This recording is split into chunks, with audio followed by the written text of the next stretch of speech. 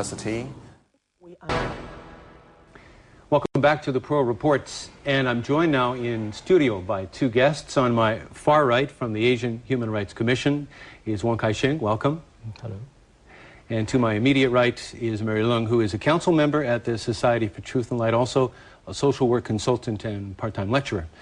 Mary, why does the Society for Truth and Light want to be teaching human rights in Hong Kong? I think the initiative was not with the society. It's more like the Education Commission. They have a track record of a lot of partnership with us, and we have produced many curriculum package like on gambling, on sex education, and so forth.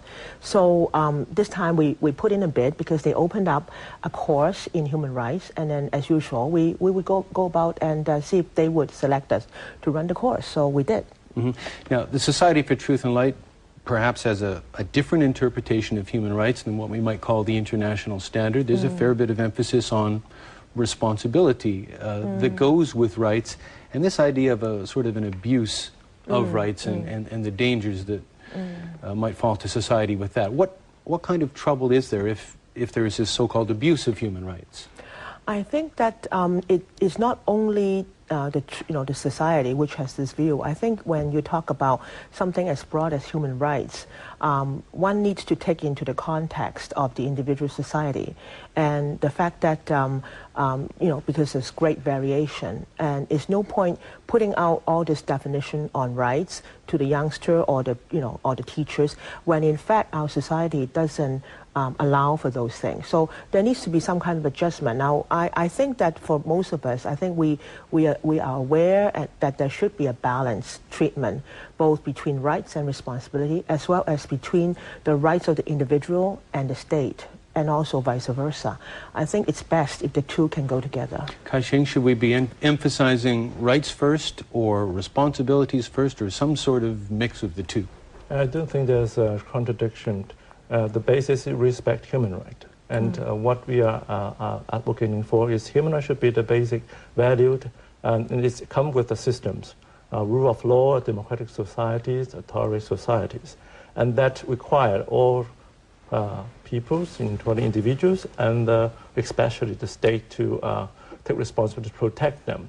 So the problem is, in the past, we have many violations of human rights in the history. That's why we have this human rights movement, and why the human rights standards being put in place to protect the people.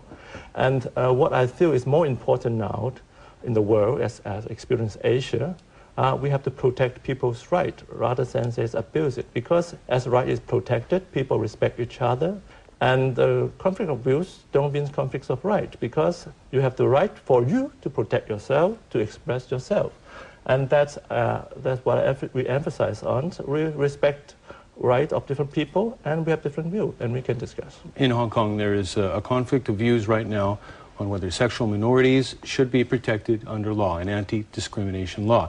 The STL has a strong viewpoint on this, saying that a law would be too much. Why is that? Well, I think that the society fully respects the individual's right to choose their lifestyle, whether that be homosexual or heterosexual.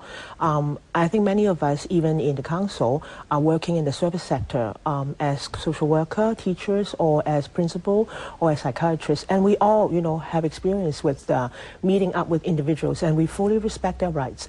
The thing that we are standing up against is the law situation, because we felt that the government at this particular stage do have mechanism. They put money in to help these individual homosexual people to come out for help and to actually get access to services and counseling or whatever else they need, information. And I think, in a way, it's reflecting the actual view of the society. To think about changing the law, we have to think about consequences for the rest of the society. For example, people might not be able to speak out against the danger of homosexual lifestyle, or some of the factual things that might come about when one chooses, so that people are not able to think fully, especially youngsters. I think that's what we're objecting to. Kai-sheng, should there be protection? Is there the danger of a sort of discrimination that shouldn't exist in a place where human rights are observed? I think when you need protection, it means there's discrimination. So we agree on the fact that there's discriminations against the sexual minorities in such a case, that we should have measures to protect them. What we mean by discrimination is the fundamental principles of human rights, non-discrimination. What the ideas behind it is every individual, only as a human, he has all those rights he can enjoy, not because of the different so-called race or identity, status. You can have the power to take away their right. It is not acceptable under human rights. So in this case, if the gay right or people are being discriminated in terms of they are being treated less favorably, it's very important. When we mean discrimination, is to have legal meanings. It means sufferings. It means when they are being treated unequally because of that reason, they are discriminated. They are suffer, like in education or in getting job or in many social way of life, then they are suffering, and this kind of we call discrimination. As a human being, we should protect them. I think that is as simple as that when we're talking about human rights. In that case, though, in Hong Kong's case, is this occurring, this kind of discrimination? Are people subject to being terminated from jobs or not getting a flat, for instance, to rent because the landlord or the employer may be aware of their sexual orientation and not agree with it? I think there's some research by some of the concerned group, and I think this situation also, because of this, the nature of the problem. You know, as sexual minorities, they hesitate to reveal their sexual orientation. So it's somehow difficult in that sense to discover that. But in a way, I think in the world discussion, you will find that's happening. And in Hong Kong, there's cases that reflect by many concerns groups that happening. And we should concern on this way in terms of non-discrimination. People have different moral values on different ways of life. But what freedom or human rights important is provide a base for people to express their will. And then you can discuss with others, you can criticize others can disagree with you. But the most important thing, you're being protected in a way to express your will and then to argue reasonably and in a way to solve the problem.